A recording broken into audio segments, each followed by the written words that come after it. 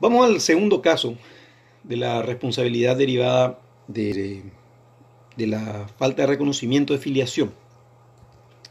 Cuando hablamos de la falta de reconocimiento de filiación, hablamos básicamente del caso de una persona que es padre.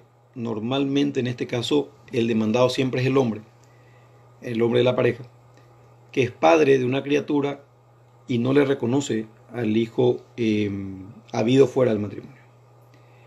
En primer lugar, tenemos que señalar que este tema del reconocimiento de las afiliaciones transmatrimonial es un hecho humano, voluntario, lícito, que produce no una, sino muchas consecuencias jurídicas. Esto es la definición típica de lo que se entiende por acto jurídico, hecho humano, voluntario, lícito, que produce consecuencias jurídicas. Y la principal consecuencia jurídica, la consecuencia jurídica natural del reconocimiento es el emplazamiento, lo que se llama el emplazamiento en el estado de hijo, el estado de hijo de una persona, la atribución o emplazamiento. El reconocimiento es un acto unilateral, porque no implica la participación sino de la persona que reconoce, del reconociente, no del reconocido ni de un tercero. Es un acto unilateral del reconociente. Es un acto irrevocable, es decir, una vez que se formula este acto humano, voluntario, lícito que produce esta consecuencia jurídica puntual de emplazamiento en forma unilateral, la persona no se puede dar marcha atrás porque eh, es un ida sin vuelta. ¿Sí? Tradicionalmente se considera que es irrevocable. No está sujeto nunca a modalidad, es un acto puro y simple. Es decir, nosotros no podemos poner el reconocimiento como un acto sometido a un plazo, a una condición o a un cargo. Es de orden público y tiene una vinculación directa o forma parte del llamado derecho de familia. Es decir, cuando hablamos de orden público hablamos de una serie de instituciones sobre las cuales no puede haber pacto entre partes, no pueden ser modificadas por las partes, tienen que ser cumplidas en forma estricta, tienen que ver con la base de los intereses sociales que normalmente estamos amparando. Todo este tema del orden público se entiende mejor con conceptos que explicando la definición, pero va vinculada a esa idea de instituciones pétreas que están en la base misma de la sociedad y que por lo tanto impiden muchas veces la negociación, la transacción entre las partes, la posibilidad de disponer de la institución, sino que son de cumplimiento irrestricto y obligatorio. Sobre este tema del reconocimiento o de los daños derivados de la falta de reconocimiento, mejor dicho, hay básicamente tres tesis. Una tesis que yo le di en llamar negatoria, otra permisiva y otra ecléctica, que es más bien una variación de la permisiva que una tesis distinta. Con respecto a la tesis negatoria, esta tesis negatoria dice básicamente que el acto de reconocimiento es un acto humano, es un acto voluntario, y que siendo voluntario es un acto que puede realizarse o puede no realizarse. E invocan puntualmente quienes sostienen esta tesis el artículo 64 de la ley 1266 del 87, que trata del registro del estado civil de las personas, y dice lo siguiente: al escribir el nacimiento podrán el padre, la madre o ambos reconocer al hijo, punto. Después dice: la declaración de reconocimiento podrá formularse también posteriormente, y uno vuelve a decir podrá formularse también posteriormente, pero la primera parte dice podrán. Entonces, ¿quiénes sostienen? Dice, ven, ahí en el artículo 64 dice que podrán, y como podrán sí o podrán no, por lo tanto, no es una obligación, es una facultad, es un derecho que tiene el padre de reconocer al hijo. Hay otro artículo, el 66, que dice los reconocimientos cuando fueran hechos con posterioridad a la inscripción del matrimonio. Y te dice, vio, o sea, el reconocimiento puede ser hecho después. Es decir, no hace falta inscribirle inmediatamente, no hace falta, son actos voluntarios. Esta es una tesis que yo creo que está en franca retirada, tiene muchos flancos. La tesis permisiva nos habla puntualmente de artículos que yo creo que inequívocamente indican la obligación del padre y de la madre de establecer, perdón, de proceder inmediatamente al reconocimiento del hijo. Vamos de abajo para arriba. El artículo 53 de la ley 1266 también. El artículo 53 de la Constitución, antes de la ley 1266, de la Constitución, dice, los padres tienen el derecho y la obligación de asistir, de alimentar, de educar y de amparar a sus hijos menores de edad. Sigue el artículo después. El artículo 54, que habla de la protección del niño, dice: la familia, la sociedad y el Estado tienen la obligación de garantizar al niño su desarrollo armónico e integral. Más el 53 que el 54 nos están señalando obligaciones de los padres y de la familia. Los padres, el 53 categóricamente nos dice, tienen el derecho y la obligación de asistir. Si ellos tienen la obligación de asistir, de alimentar, de educar y de amparar a sus hijos menores, para hacerlo, para cumplir esa obligación, tienen que constituir a esos niños como sus hijos, o sea, inscribir a esos niños como sus hijos. Es decir, tienen que proceder al reconocimiento de esa afiliación en caso de que estos chicos sean hijos extramatrimoniales. Hay una obligación de los padres, hay un consecuente derecho de los hijos, y para que los padres puedan cumplir esta obligación, tienen que reconocer a los hijos para posteriormente producir estos actos en beneficio de ellos que están señalados en el artículo 53.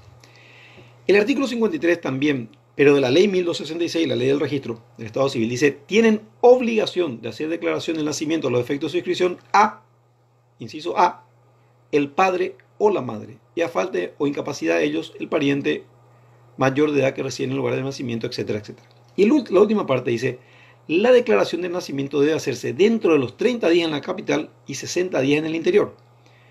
Entonces la tesis permisiva nos debería decir, no es tanto como dicen los artículos de que es un acto voluntario que se puede hacer o se puede no hacer. Es un acto voluntario en el sentido de que tiene que ser hecho con discernimiento, intención y libertad, pero no es un acto discrecional. Es decir, no es que hago si quiero y si no quiero no hago. Es un acto que tengo que hacer porque la ley me dice que tengo la obligación de asistir a mi hijo, y como tengo la obligación de asistir a mi hijo, tengo que constituirlo en el registro como mi hijo, tengo que anotarlo en el registro como mi hijo, y otra vez me da un plazo de 30 a 60 días según sea capital o interior. El mismo principio podemos extraer del artículo 7 de la Convención Internacional sobre Derechos del Niño y de la Niña de la ONU, ratificada en Paraguay por la Ley 57 del año 1990, cuyo primer párrafo dice: el niño será inscripto inmediatamente después de su nacimiento y tendrá derecho desde que nace a un nombre, a adquirir una nacionalidad, dice, y en la medida de lo posible a conocer a sus padres y a ser cuidado por ellos. Lo primero que nos genera esta norma es qué significa inmediatamente. Cuando nos dice inmediatamente, las personas están muy apuradas, podría decir ese día o al día siguiente, y los que no están tanto podrían consentir un plazo más prolongado. En realidad nos genera siempre un problema este tipo de términos, de palabras en la norma, cuando nos dicen inmediatamente. ¿Qué significa inmediatamente? Bueno, Paraguay se dijo 30 días en capital, 60 días en el interior, lo que desarrolla puntualmente la medida que el legislador entendió por inmediatamente. Después nos dice una frase que es bastante llamativa, dice: y en la medida de lo posible a conocer a sus padres.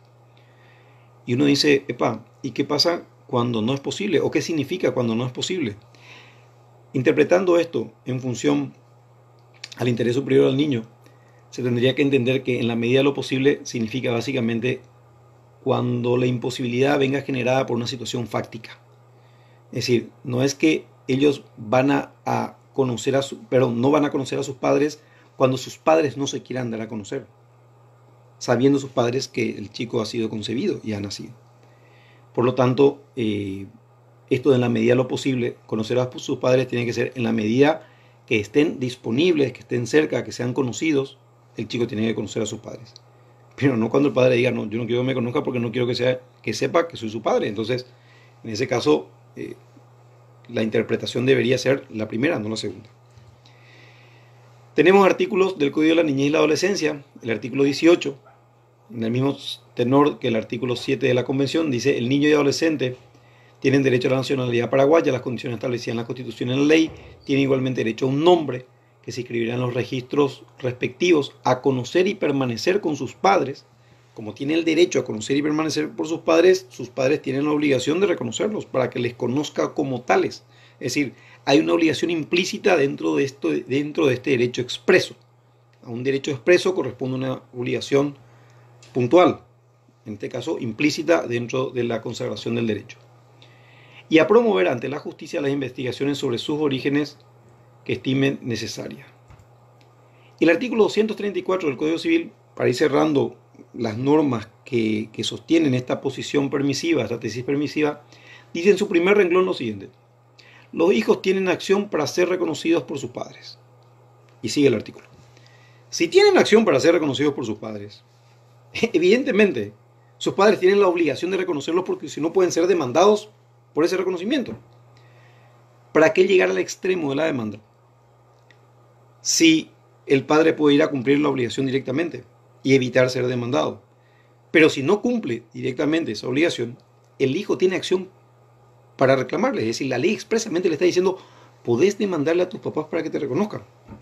Por lo tanto, si podés demandarle, evidentemente tenés el derecho y ellos tienen la obligación implícita de hacer el reconocimiento. La variación que decía de la tesis ecléctica fue desarrollada muy bien, entre paréntesis, hace unos años en una sentencia de la Sala Civil de la Corte Suprema de Justicia de Paraguay, en donde se sienta al punto, no medio precisamente, porque yo considero que es una variable la tesis permisiva, en donde dice lo siguiente: los padres tienen la obligación de conocer a sus hijos cuando concurran básicamente algunas condiciones muy puntuales. En primer lugar, que conozcan de la gestación de ese chico.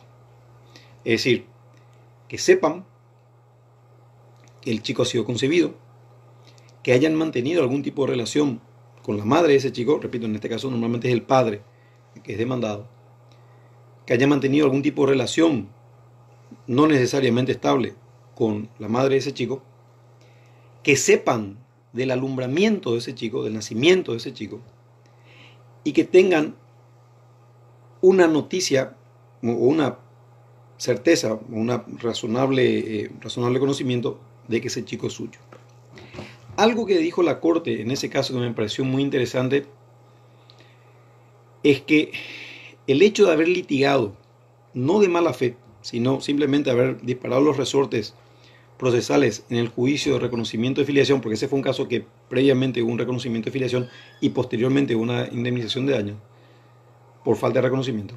El hecho de haber disparado los resortes y de haberse defendido en el proceso de reconocimiento no implica mala fe del padre, porque el hecho de defenderse, la contracara del derecho de acción del artículo 40, es simplemente el derecho a la defensa, no simplemente es luego el derecho a la defensa.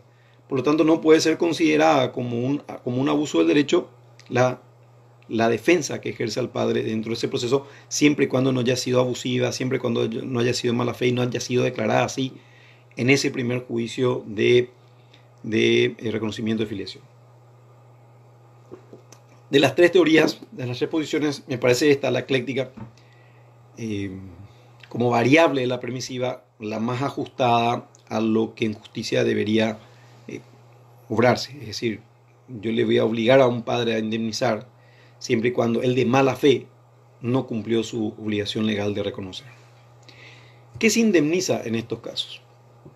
Moreno Ruffinelli tiene una posición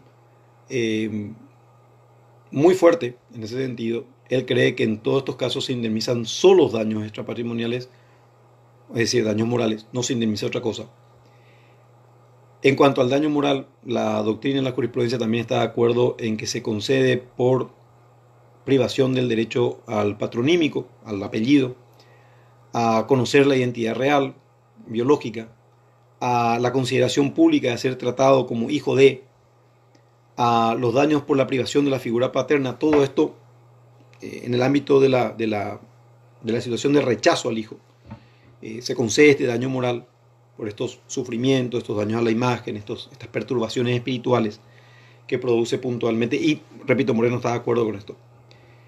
Rechaza él la posibilidad de conceder otro tipo de indemnizaciones, pero la doctrina y la jurisprudencia internacional conceden sí pérdidas de chance. Es decir, aparte del daño moral, conceden daños que son patrimoniales bajo el rubro de pérdida de chance. ¿Pérdida de chance de qué? Básicamente de obtener, por ejemplo, una mejor educación, de obtener, por ejemplo, mejores prestaciones de salud. Y se hace normalmente comparando el estándar de vida del chico no reconocido, del niño no reconocido, con los hijos matrimoniales del demandado, si los tuviera. Haciendo una comparación con esa situación de los hijos matrimoniales, se analiza a qué colegio fueron los hijos matrimoniales, a qué colegio fue el chico concebido fuera del matrimonio, qué prestaciones médicas tuvieron los hijos matrimoniales, qué prestaciones médicas tuvo el hijo extramatrimonial. Si no tuvo hijos matrimoniales, se suele comparar también con la especulación al estado económico del padre. Es decir, ¿qué le podría haber dado el padre, como, si en caso de haberlo reconocido, como una mejor condición de vida a ese chico? Entonces se hacen unos cálculos, reconozco, bastante especulativos, pero yo creo que eficientes, en las cuales se concede una indemnización por este rubro, que es un rubro patrimonial. Nosotros podríamos echar mano acá en el ámbito de nuestro Código Civil del artículo 452, que le da al juez la posibilidad de fijar unos montos cuando el monto no surja puntualmente de la prueba producida. Lo fija, digamos, casi al libre arbitrio cuando se demuestra la existencia del daño, pero no se demuestra la cuantía del daño. Esto lo dice expresamente este artículo 452.